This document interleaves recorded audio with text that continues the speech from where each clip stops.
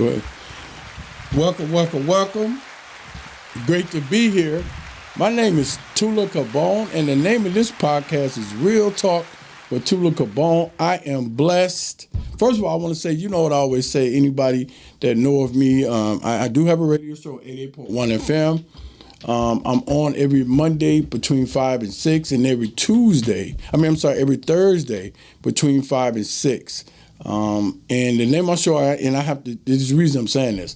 The name of my show is on Mondays, Real Talk with Tula Kabone. On Thursdays, it is Politics or Politricks, You Decide. And I'm on there with a great co-host named Justin Barnett. Thank you. And what we do, we tell politics on Thursday from an African-American aspect, because a lot of us don't really know politics. And we get politricked at the end, and then we become upset at the politician who was doing politricks. So we do that. But Godcastic is, and I just want to say, shouts out to the black ownership of Godcastic. And, because I met them at an event that was going on in Illinois. And at the time I was, because I make my own cologne and perfume, I pushed it to them. They asked me to come be on their podcast, not that they even had to.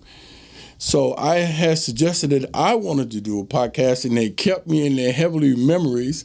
So when they started that, they called me and asked me, did I want to be on the show? I said, why not?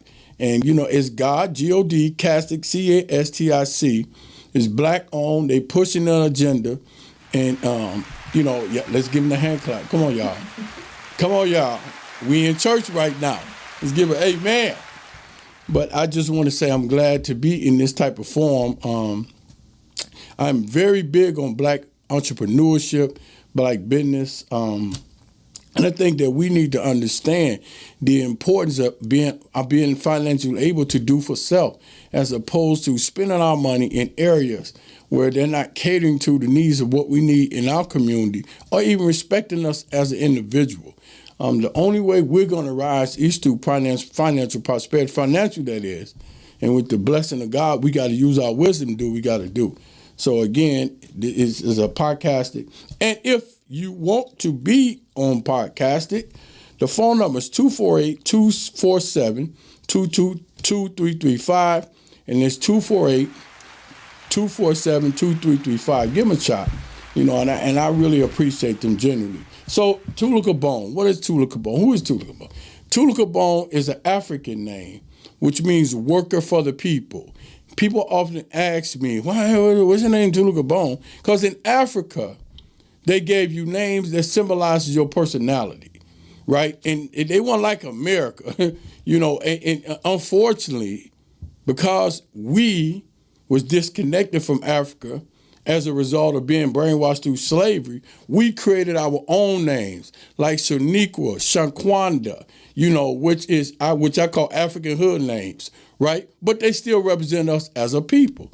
So I was fortunately to get the name Tula Kabone, and I try to represent it with pride, joy, and do what I can to represent my people. My primary objective is to educate culturally everyone who's willing to listen. That's black, white, Chinese, whatever color you are, and I'm talking about the plight of African Americans. You can't ask somebody to do something for you that you should be doing for yourself. And unfortunately, I appreciate that. Unfortunately, a lot of African Americans, and I'm specifically saying African Americans, because African Americans, and it's a difference. Let me explain. African Americans' ancestors was kidnapped, human trafficked from Africa into America, and we was bombarded treated to be put in slavery, thus producing African American.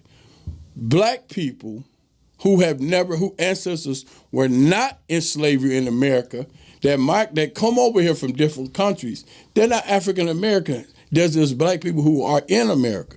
There's a big difference. So when I'm saying African American, I'm specifically, distinctly pointing to those of us who ancestors was human trafficked over here and enslaved over here.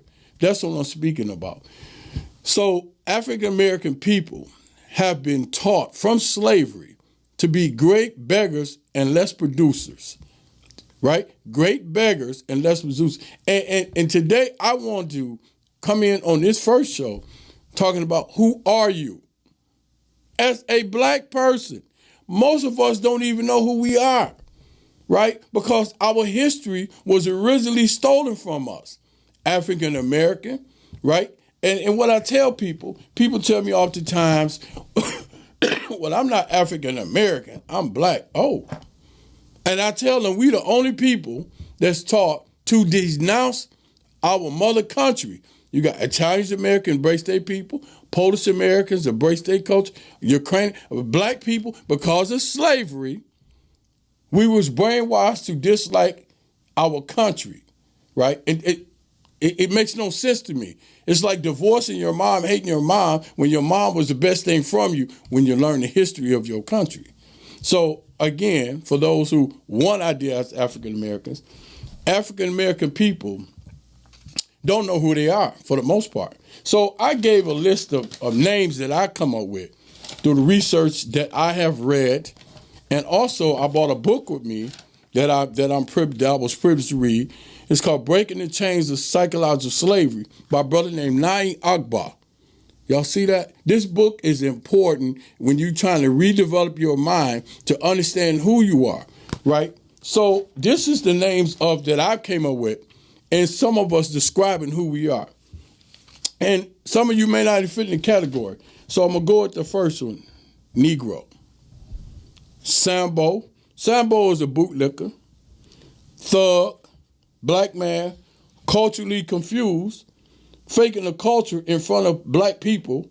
But behind our backs, you're berating us. Those are my few that I have come up with. So I wanted to go in history and find out why we act the way we do, right? Because there's a reason. If you take your children, let me give you the analogy, and most people that's listen to this would not take their children around an environment where there's pimps and hustlers, prostitution and drugs. Leave your children there for 15, 14 years. Come back and see your child and continue living there. You can basically predict what kind of mindset they're going to have, right, when they become adults. And the reason I'm saying this is because African Americans, our mindset was shaped based on a slave master concept of degrading us, and we were forced to believe that Africa was a bad place, and somehow us being slaves in America civilized us. So it was before this, but this is one of the physicians that I found. In 1851, an American physician named Samuel L. Cartwright, he came up with a concept called drapetomania, and it's DRAPETOMANI. It is from drape ties. And this is what his definition of drapetomania was. A runaway slave mania, mad or crazy. The hypothesis centered around the belief that slavery was such an improvement upon the lives of slaves that only those slaves suffering, listen at this, suffering from mental health illness would wish to escape. How baboonish and crazy that sound. And it really played on us, and we was like, well, you want to escape? No, I don't want to leave, you know. And they put that in your head that this is the best place for you. Where else you gonna go? You can't go back to Africa. It's good here. Boss is good to us. What else we gonna do? Come on, man. So when you begin to accept that, and then they mix it with spiritualism. Let's go there. I want y'all to hear this. This finna get really sticky for a lot of people who've been brainwashed to believe that Jesus is a white man. Oh, there you go. I hear the mic dropping right now that Jesus is a white man. Oh, I hear it. But we finna have this conversation because I like talking facts and not fiction. I appreciate the hand claps. Because whenever I rock on the mic and I present any facts, I present facts. And if I'm ever disputed, let me get a phone number out. I'm sorry. The phone number is 248-854-9850. And that's 248-854-9850. And if I ever give any facts out that's incorrect, please feel free to call this show while I'm on, interrupt and say, hey man, you lying, because I do research. So here we go. 1350 to the 1600s, Leonardo da Vinci painted the picture of Jesus. It was titled Last Supper. To Michelangelo painting what we know now as the Last Judgment in the Sistine Chapel. So we got a guy named, I want y'all to hear this, a guy named Warner Salesman. And let me spell his last name, Salman''S. He painted the light-eyed, light-haired head of Christ from 1940. Salman's partnership with two Christian publishers. Now I want y'all to hear this, publishing companies. One was the Protestant and the Catholic. One was Catholic. Protestant means protest. Martin Luther, I think it was in 1509, he protested the Catholic Church. And he started what is known now as the Protestant movement. Up to that point, the Catholic Church dominated. Now, Martin Luther, not Martin Luther King, there's another white guy named Martin Luther. He's supposed to be the father of what we know now as the Protestant movement, which a lot of black people practice, excuse me, which branched off to do other things. But Martin Luther himself, get ready for this, was a racist. That's not unusual. In fact, Martin Luther was a racist. So let's go back to what I just said. So when they took the picture of Jesus Christ and they put the image out there. Now you got a people oppressed, slave owners are attending services, and the first thing they tell the slaves, and they got you. You show a white Jesus, and God said, obey your master. First thing you're going to say, oh, Lord, that must be what God said. They got a white Jesus, and we got to obey our master. Spiritualism is a way that you can really get to the soul of black folks, because black folks are spiritual by nature, right? I appreciate that sound. I love that. I love them sounds, because in Africa, this is what a lot of people don't. We've always been spiritual. In Egypt, they believed in life after death. And they were buried, when they was burying some of the mummies, in their mind at that time, they would bury some of the items with them that they cherished, thinking they would take that with them to the afterlife. That's a fact. So this is no new phenomenon to black people that we're spiritual. And the one way you can get to black people is use spiritualism. And what they was able to do during slavery was brainwash us to believe that Jesus was white. Another thing they got us with, because, I did a little reading, and the slaves was allowed to take Christmas off and take some holidays off. Christmas was a day that we really, really, really embrace. We love it. Christ. So, and I challenge people, and I'm going to do it on this show as well. Tell me what day Jesus was born. And I'm going to tell you, it wasn't December the 25th. Nobody on the planet Earth has been able to tell me when day when Jesus Christ was born. They can't tell me. They can't even tell me a picture of Jesus. The picture we see of Jesus now was painted by Salesman, Salman''S, in the 1940s. And this is what I said. Now, I want y'all to follow this analogy and see how true it is. If a person looked one way, right, now, and 10 years later, somebody paint 10 different pictures of that particular person, somebody going to say, hold on, man, this ain't making sense. What do this guy really look like? And when we begin to look at the images of Jesus, you got all these different images. So as a child, I began to, cause it made me start thinking, especially growing up in a heart of poverty, because I couldn't understand why and how was my family so poor, but the white students I went with the school with down south, they had everything. And I believed in the concept of the white angels and and then I began to hear that slave language. God gonna give you heaven when you die. And I'm like, well, why can't I get my heaven now? Because everybody else getting their heavens. And with respect, I say this, of course, because I truly believe in the Lord. But I think that when people, give me another, I appreciate the hand clap. Thank you. Y'all see I'm getting a lot of hand claps, so I'm happy about that. And I say that with respect and humbleness, of course. Yeah. But when you see everybody else around you that's not black, that's benefiting on heaven now, then you begin to question, God, why me? And then they give you a white Jesus and say, God say, obey your master, and you see white angels. Now you begin to question, I don't like being black. Blacks suffer too much. I want to be on the side where I see joy at, right? And that sets in a psychological confusion of what you feel about yourself. So, and I had said this to somebody, and I speak from experience, right? Until I become culturally re-educated. Let me say it that way.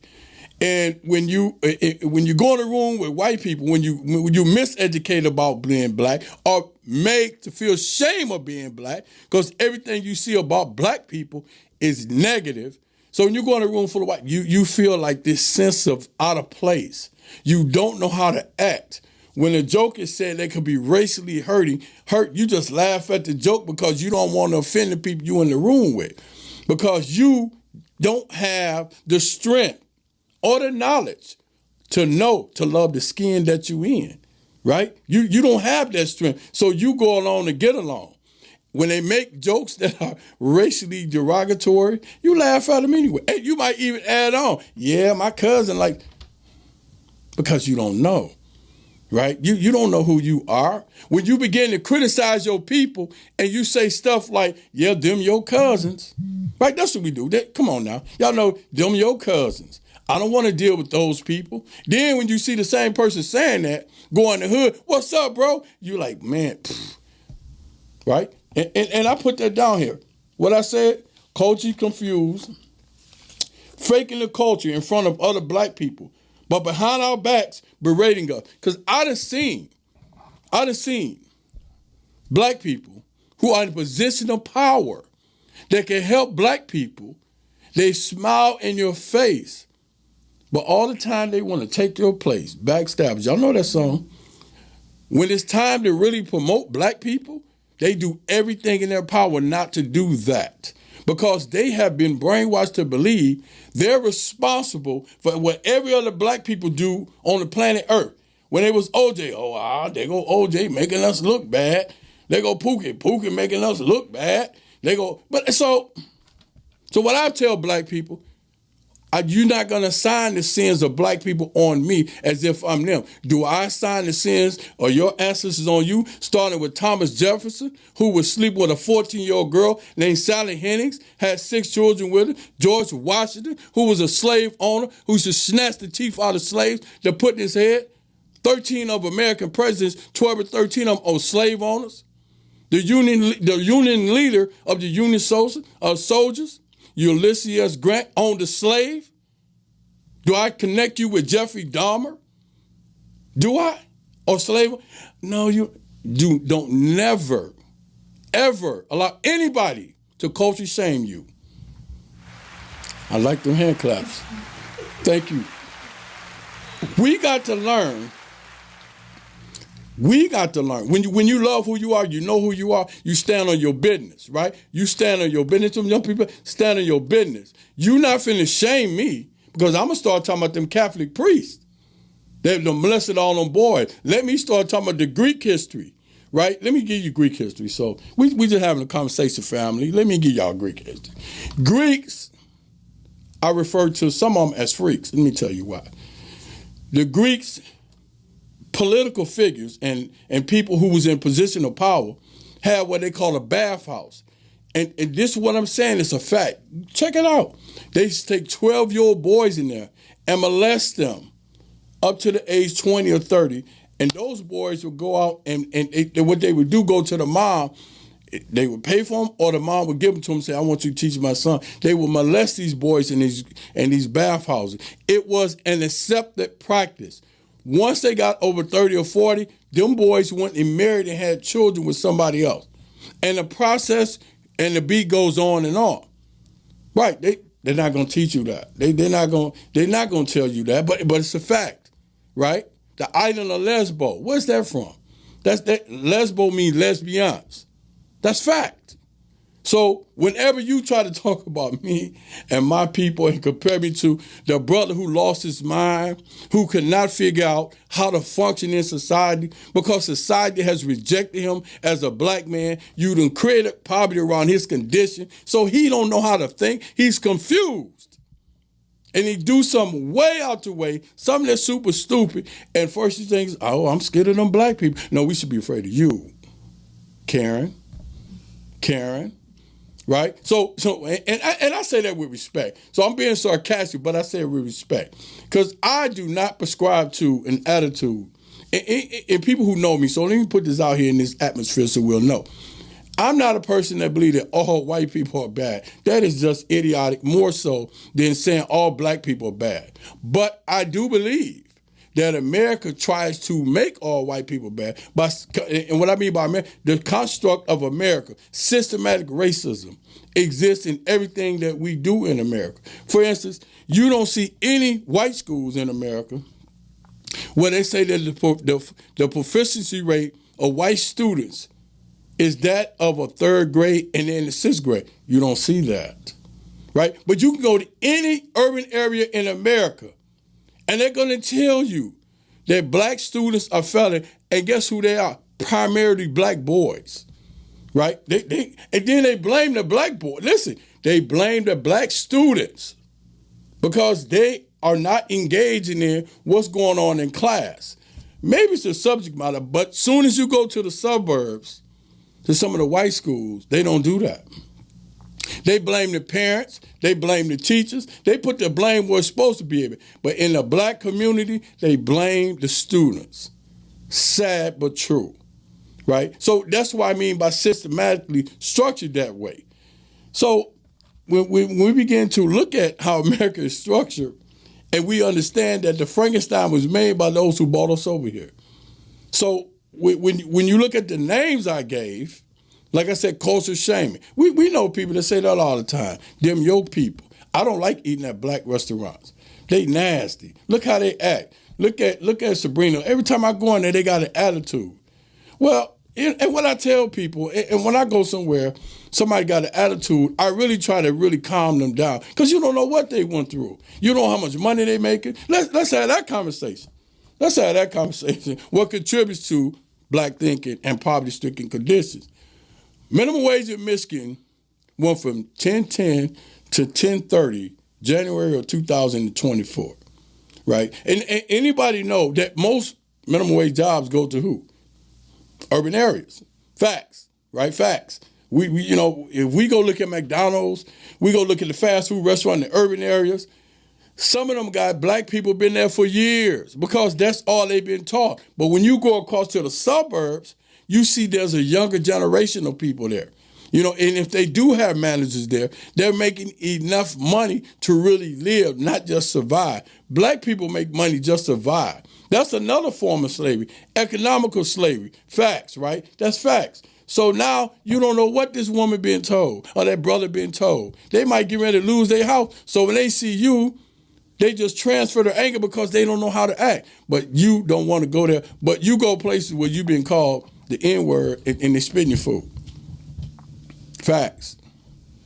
Right? So we got to learn, like I was talking about God Castic when I came on. We have to learn to support each other. We're not going to always be in a happy mood. I appreciate the hand claps. Thank you. We're not always going to be in a happy mood because of the things we go through every day. As a black man, I am on probation in America physically. Every time I step outside my house, it's a danger zone because I could be stopped by the police and killed. Anything, man. You know, the most endangered species in America is a black man. That's a fact. Second endangered is black women. I stand on that. I stand on my business on that. So we can't act like that. We can't say stuff like, those are your people. Sometimes all they do is take somebody and say, hey, bro, you know, let me talk to you. Why are you acting like that? Why do you feel that way? I'm sorry, ma'am. I'm sorry. I see you having a bad day. They might pop off on you. Go somewhere else and eat. But just don't discount the whole black race because of something that you experienced at a few restaurants. Because I remember in the 60s, we couldn't even go in the suburb. And quiet as it's kept, some of us stay in Detroit won't cross 8 Mile an hour. And you got some white folks, they won't go across 8 Mile. They'll go downtown. They'll go straight to the freeway, hit downtown. You tell them to go in there. I ain't going in the inner city. When I seen the Lions game, they got Detroit thinking that Detroit is so integrated. Go on 6 Mile and Gratiot. Go on 7 Mile and Gratiot where Church's Chicken at. Go through them neighborhoods and see how dilapidated and run down those neighborhoods are. It's not like that, right? I'm being real right now. It's not like that. So, you know, when we look at our people, we need to just have a little more kindness and understanding. Hey, I done seen brothers look crazy. They look like they want to tear up the world. Hey, I let them stay in their thought. And they speak to me, I speak to them. I say, hey, fam, how you doing? Good day. Or if I see them working hard in the store, I say, hey, you know what, brother? You doing real good. I'm proud of you. Hey, sister, you doing real good. Just a kind word of encouragement. Say, hey, man, I'm proud of you. You going to make it, man. Hey, I know it might seem bad, but God got your back, man. You stay focused. Love them hand claps. Yes. You know what I'm saying? I say you stay focused because our people have came through so much. There is no race of people, no ethnic group on the planet Earth, and I unequivocally support this statement, that have ever been subjected to the things that we have been through. And still, I rise. I rise. My angel, I rise. Nobody, and I made this statement before, and I'm going to say it unequivocally. All the lynchings that happened to African Americans, and we've seen this. We can visibly pull up pictures of lynchings, of people pointing at them, putting a rope around them. We see all this. And not one person has ever been prosecuted. Right? This is real talk, right? Real talk, Tula Kabone. Not one person has ever been prosecuted. One of the worst murders that ever happened in the history of America, of a teenage boy, was that of Emmett Till. Emmett Till, and they had all the people there that killed him, including the woman who made the whistle. They issued a warrant for her arrest in 1955, and the sheriff said she was too pretty to charge and hid the arrest warrant. In 2015 or 14, they found the arrest warrant, and they still would not arrest that woman. Right? Facts. And they found her husband and his brother found him not guilty. By all white, they really nullified the conviction, even though they did that. And listen, I want y'all to hear this, because y'all going to give me an amen on this one. Not one organization outside of black people have ever called for justice for Emmett Till. Outside of black people. Name them. Call in and tell me. Let me give you that phone number again if I'm lying. 248-854-9850. Not one person has condemned that. Not one person. So when I hear people say that's the worst murder of a child, no, Emmett Till was. He was a 14-year-old boy. A 14-year-old boy that made maybe a sound at a white woman. With respect, I say that. Because I don't believe all white women like that. But I have to be clear, because sometimes what people that's in the media do, when a black man speaks his truth, they try to paint us in the picture of being racist because we're not supposed to speak our truth. I'm supposed to be somehow confused about, and I'm not supposed to talk strong like James Evans. But I'm going to do that. I'm going to do that. But I'm going to clarify my statements so they won't be misconstrued, right? That white woman did that to him. That boy's face was disfigured. right? To the point that his mama said, don't close the casket. Let the world see what they did to my baby. And name any organization that came out and condemned that to this day. Not one. Right? Standing on business, not one. And those black people who are in power, let me say that. Let me get the names again. Because I want y'all to hear it. Negro, Sambo. Sambo's a bootlegger. Bootlegger is somebody that bows down and says, a thug, black man, culturally confused, faking the culture in front of other black people. But people that's been in power have never tried to corral a motivation to really deal with the immaterial issue or the black. They'll mention, oh yeah, them black men's were lynched, but have never prosecuted one person that did the illegal lynchings. And most of the time, the police was facilitating the lynchings, right? This is fact. So when I see this type of stuff, it makes me cringe. When you tell me that I'm an American, I say, well, how am I American? I must be the stepchild of America, right? My culture, and I'm saying this from a general perspective for those who want to be included, my culture must be the stepchild of America because we get treated real bad, even to this day, right? So don't tell me that. Don't tell me, you love me, but you slapping me at the same time behind my back, right? Nobody said that. Nobody criticized them for lynching. They'll talk about lynchings, but they won't say, hey, you know what? We need all the black cities that was taken away from us. Facts. Rosewood. What's known as Central Park right now. You know what that was? Let me educate y'all just a little bit. So I'm letting y'all peek inside my mind a little bit, because on here I'm gonna bring fire. Just a little bit. Central Park was once called Senec City. I think it's Seneca. It was a black town. And what they said was, hey, no, we finna tear this down.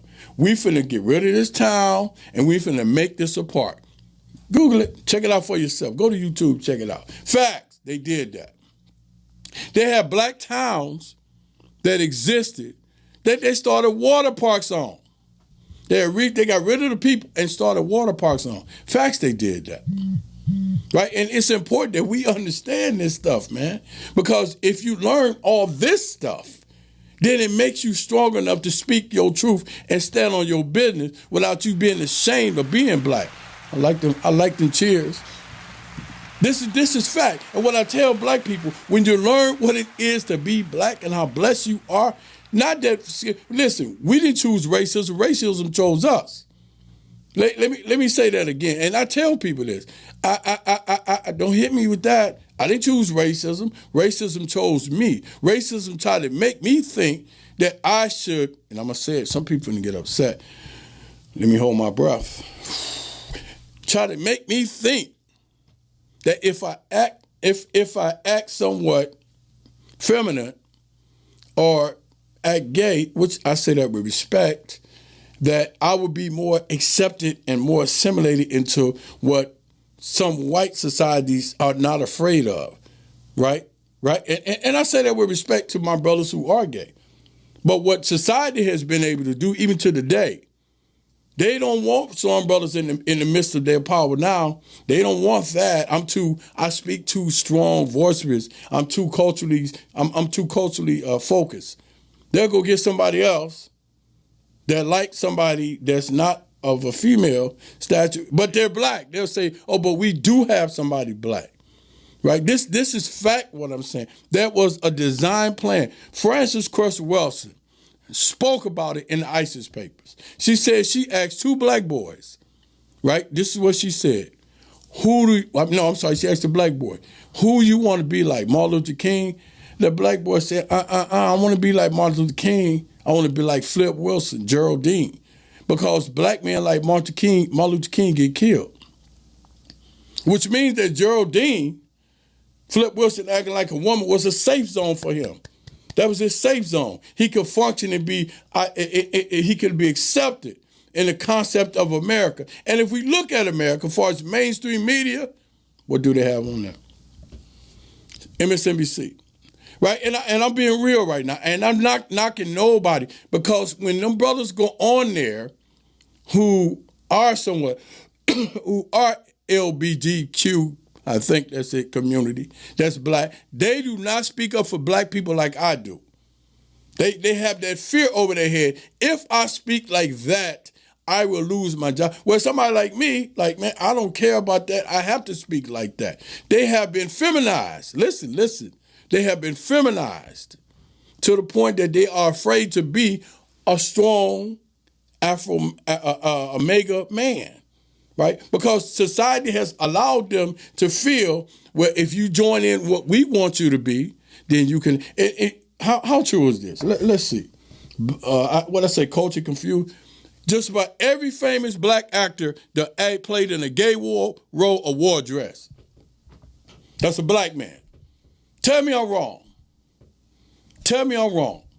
Very few black men who's in what I call Hollywood have not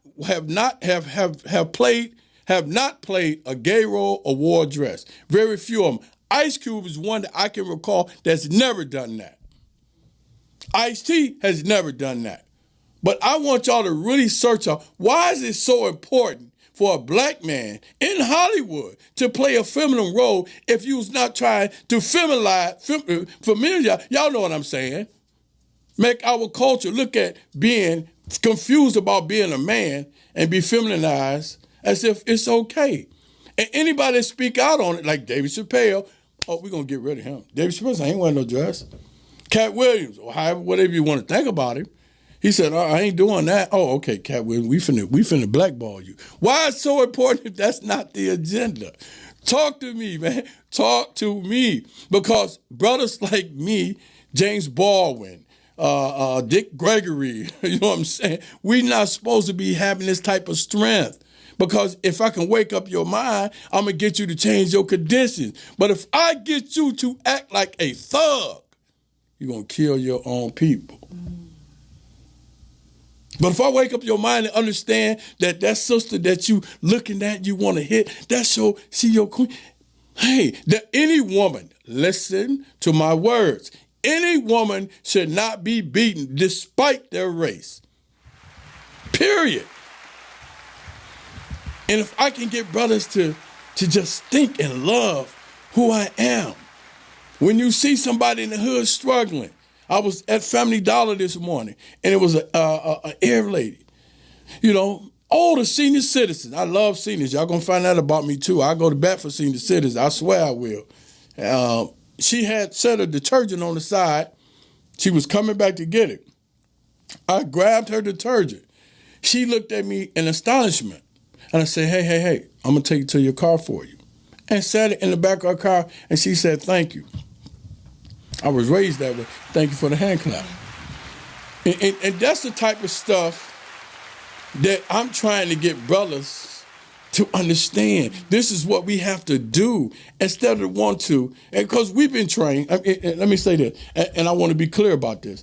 And they know it's true. Where there's poverty, there's crime. Where there's poverty, there's crime. Right? They understand them dynamics. If you look at the population of Detroit, and I wrote it down, the population of Detroit in the 2020 census are 500,088 people, persons on Detroit. Right? That's the population. 31% of the people is in poverty, which is 160,668 people. It may be even higher than that now because of what happened with the pandemic. So if you look at our conditions in our community, the thug mentality is kind of like hated and loved at the same time. Let me tell you what I mean by that. The first thing our people do is when we get in trouble, who we want to call. We want to call the cousin that been to prison, the one that is scared to carry guns, the one that got in the most trouble. Because I'm calling my cousin Man. He going to beat you down, right? Right? But absent that, you don't want to be bothered with Man. You ain't finna take Man to one of your corporate meetings. You ain't finna hang out with Man. The teacher want to be the only time you want to praise Man, the thug in the hood, is when you in a situation. Because your husband or your man who ain't cut like man, who's probably cut like what I'm talking about, ain't got the strength because he don't know how to be a man. So he just accepted man has been taught that a thug is something that represents strong manhood. He's a gangster. People gonna respect that. No, what's gonna respect that is death in prison, fam. Real talk, y'all. Right? The thug was a made man. Right? When we had rap music back in the 80s, rap music first came out, Run DMC. It was battle raps. You know, they talk about each other, man, yo rap this, that rap that. That was cool. NWA came in. They started talking about, they created what they call gangster rap. And the person who did NWA rap was not black. Let me say it that way, right? And the person who did NWA rap did not go to his culture and let them talk about their people like that. Matter of fact, black men are the only one, and black women are the only one that's allowed to berate their people in a way that creates psychological genocide, physical genocide, financial genocide. And what I'm saying is, when I'm watching videos, and people know this about me, I like rap music. Let me be clear. I listen to it because I say that rap music is the voice of the ghetto. It's a silent voice that speaks out about what's going on in the hood, right? Period. If you listen to a rap song, they tell the same thing 40 different ways. Period. In most cases, there's really so. Black people was given that talent to go out, they shaped that into a talent. And they seen a way to financially prosper off the misery. Because you listen to rap music, it's one, you be like, damn, did they really do that? And some of these brothers acted out and really think that they gonna really not be able to go to jail for talking about stuff they done did on a rap song. Fam, you going to jail. And they allow us to put this stuff out there. You see sisters twerking, and they think it's cool to twerk. A guy don't want you. Listen, let me give you FYI. Let me fly this across the screen. Yeah, you gonna twerk it until you get about 30, and your hips start hurting. 40, you ain't even twerking no more. And guys gonna remember you from the hood. Then they gonna tell your son, you don't know how your mama was. Let me tell you, your mama was like this. Facts. See, we don't think like that. My mama wasn't twerking. Right? My mama never twerked. Right? I can say this unequivocally because my mama understood standing on business that I appreciate that. That what she did would reflect on her children. Right? And so we have to understand, man, that what we do reflects our immediate family. Right? And what kind of upbringing? So can't nobody come to me and say, well, yeah, I seen your mom in the video. Fam, she was twerking. And then you go to your mom and say, so what if I did that? Whoa. Instead of saying, you know what? Yeah, I was a little bit out of. And the brothers too, let me let y'all have it. With respect, I'm saying this. I love my people. Let me say that. Come on, brothers. And that's what they call it a hood rat and a thug. Right? Come on, man. That the thug was made in order to perpetuate our own genocide. What rap music have been able to do psychologically, what Ku Klux Klans couldn't do. A brainwashed black man to kill each other with no remorse. Most time when a brother finna do something, I see these brothers, they start listening to their music. Somebody invited me last year to go to see them rap, which I very rarely do, but I love the person I wouldn't sing. And I'm paying attention to the environment. And we done went from the Black Panthers to thugs. And the brothers that's in these clubs, people don't know the Black Panthers was young. They started from 18 to 21 and 22. We talking about leaders. Fred Hampton, who was set up by a black man, William O'Neill, who's his bodyguard to get murdered by the Chicago police, was one of the most strongest leaders in Chicago. He was only 21 years old. We don't see 21-year-olds. We don't even see 50 years old acting like him now. But let me get back to what I was saying. So I'm watching the dynamics of these brothers, and I'm visualizing the thug mentality. They was high. One of the brother, all he was doing was just walking around, touching them. He was so high. And they thought it was cool. And I watched him on the mic, and one sister got up there, all she was doing was making sexual suggestions and talking about this and that. And I'm like, oh, Okay, so I know what they done did. Systematic racism. We got more rappers in the community than we got people working. Right? And I'm just like, half these people that's doing all this stuff are not going to reach their potential to be rappers. They're not going to get a famous contract. But they got them chasing the dog, chasing the tail, because it's the only way they can express what's going on in their community. I dig that. But do you have to be so vocal? So vulgar. Do you have to be so violent in the way we think and how we doing things? We have to really think about this stuff. And why is it that listen, I'm finna say this. Somebody finna get mad. Oh, that's fine. That's fine. Somebody finna get mad. Y'all ready for this? You don't see, and I say this with respect, you don't see no Latino people saying that about their women or talking about killing each other like that. You don't see no Jewish people doing that. You don't see no white people doing that. We are Japanese people. We are the only people that's pushed in the music industry to do that type of stuff to ourselves, right? Because it's another form of financial slavery. That's what it is. It's another form of financial slavery for somebody else to profit off our misery, and we contribute to it. We contribute to it. So I mean, that's just something, and I had to say that. Because a lot of people are afraid to say that, even though rap music is the voice of the ghetto, it is, and I say that, but man, you got to realize what you putting in these. I seen when that song come out, I go low for the cocoa. I seen 6-year-old black boys dancing to that at a party, and the mom up there like, that's talking about dope. So I mean, so you making a thug. This is what tripped me out, and I tell sisters this too, women in general. Your little boy cute when he got 4 and 5 girls liking him. Then when he grew up, he got 4 or 5 women pregnant. Now you look at him like he crazy. But you made him what he is. You told him, oh, that's so cute. All them girls like you. Go out there. No.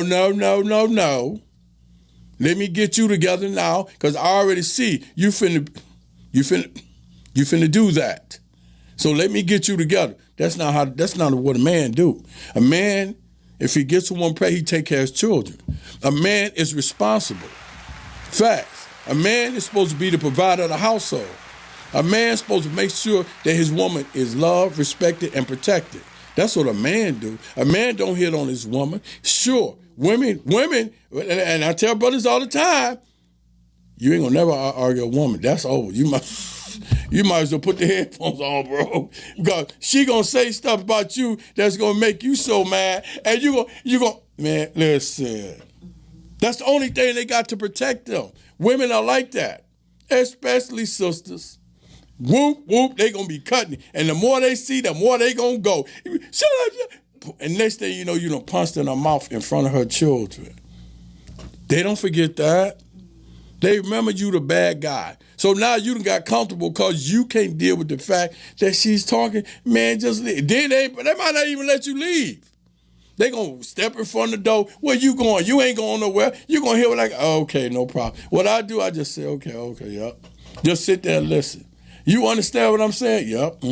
Everything you're saying. Oh, now you ain't listening to me. Now you act like y'all know the hitter was there. Oh, now you just saying and trying to agree with me. You just look at him and say, hey, listen, baby, what you want me to do? Brothers, we got to be the more mature one like we should do in the 60s. Thank you. I appreciate that. We got to do what we should do in the 60s. Hold on, baby. I know you're upset. What you mean I'm upset? You know I'm upset. You, sweetie pie, okay. I'm going to let you go ahead and do what you got to do. Now, when you get finished, we can talk. And then you know what she going to do? Boy, you make me sick. Right? Yeah, boy, you make me sick. Is that what she gonna say? Boy, you make me sick. Come on over here. Now the children looking at this like, man, daddy really handled that good. Or stepdad or mom boyfriend, right? So now when they grow up, they gonna imitate themselves after you. You know what I'm saying? The girl ain't gonna grow up and think that she got to be punched in the face to be respected. But a lot of black men, especially the brothers who fit what I call the thug category, they don't give him no drink. Oh, that's over. And she start arguing with him. Don't give him no weed. Now he really gonna, You blowing my high. Why are you saying all this to me? So now you let an influence of your mind cause you to strike your woman, and guess what happened? She ain't gonna be taking too many blows, and then they go to school, children tell the social worker, you know, my dad beat up my mama, guess who getting handcuffed? Now they got a protective order against you where you can't even go in the house. And the first thing you tell me, I'm sorry, baby, I shouldn't have done that. Let me come see my children.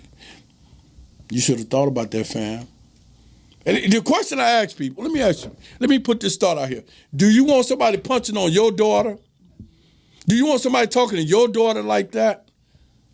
Do you want somebody treating you? Brothers, listen, you ain't gonna never out-talk them. Listen, fam, please believe me and accept what I'm saying. You're never gonna out-talk a woman. She gonna say and do what she wanna do. She gonna call your phone and cut. And if you hang up, that's even worse. Oh, you hung up on me? Oh, hell no. Let me. No, you ain't. You better not hang this phone up. You ain't coming back here. You know what you do, bro? Do what I used to do. Put it on mute and sit it down. Do you hear what I'm saying? Take it off mute. I heard everything you said, baby. Put it down. You know what I'm saying? Y'all know it's true. Ride with me. Ride with me. Y'all know it's true. Y'all know it's true. And then you get home, she gonna say you heard, I did. And listen, sometimes, see, this the issue, and I really need to focus in on this, because this is part of being a black man. It's okay, man, to show vulnerabilities to your woman, fam, or to people in general. You know what I'm saying? Like, even if you did somebody wrong at a job, bro, you can still stand in your business and just say, hey, you know what, famo? I was wrong for that. I went back and thought about it. I talked about it with my woman. I talked with some people, man, and I shouldn't have talked to you that way. I shouldn't have handled it totally different. Now, whomever you saying this to, don't expect in return that they should be like, oh, I really appreciate. They might be mad. They might be salty, but you did your part. You know what I'm saying? Like, you did your part. And then later on, man, you're going to find out that okay, go ahead. But they're going to find out later on that you then did your part. And they're going to humble themselves. And you know what they're going to say at the end of the day? Let me give you that. That's a real black man. Listen, and first of all, I thank the Lord that I am the way I am. I thank God for all those who contribute to my growth. My mom, my dad, my auntie, all the strangers I met, black, white, whomever. I had coaches that was white. They helped me build and stay focused. But culturally, it just wasn't there. And I'll be getting all this stuff as I progress on this show to really try to, I appreciate that. Thank you. So we can understand, man, who and what it takes to be a strong black man. And not don't be apologizing for being black. Hey, go black people, I am so sorry for what O.J. Simpson did. Did they apologize to you for what happened to Emmett Till? Did they apologize to you for all them lynchings that took place? Did they apologize to you for what Thomas Jefferson did to Sally Hemings? Why are you apologizing for being black? Because you're uncomfortable being black. Some of you would never wear a dashiki if no black people was there. You won't even mention the word Africa. You think it's funny that Donald Trump referred to Africa as an S-hole country. You don't have the courage to hear people talking about that's not black, to say, hey, man, hey, we ain't finna do that. Ain't nobody talking about Ukraine, Poland. We ain't finna, listen, we not finna degrade my country where my ancestors got kidnapped from. We not finna, you don't have the kahunas to be black. And only time you want to be black when they give an award, well, we're going to give it to Sandra, the only, or Tom, the only black person here. We're going to give them award. They happy then. Oh, yeah, I thank you on behalf of the black. You don't even hang around black people. You want, man, you know you don't go to Detroit. You tell your people quick, I'm not coming down to Detroit. I'm not coming down there. You know those people are crazy. Oh, you forgot about Jeffrey Dahmer? Huh? I mean, come on, man. You know, and the reason I'm saying this, and I got to wrap it up in a minute. We have an obligation to promote our black people, our black ancestor legacy. If it wouldn't been for them, we wouldn't be here. Right? They stood on business for real. They stood on business. So I can sit here on this beautiful podcast called Godcasting, owned by some black people, and share my point of view without CNN talking about, time out. We finna cancel you like we did Tiffany Cross. No, CNN counseled Don Lemon. We're going to counsel you like we did Tiffany Cross. We finna get rid of you. You're not allowed to talk that way.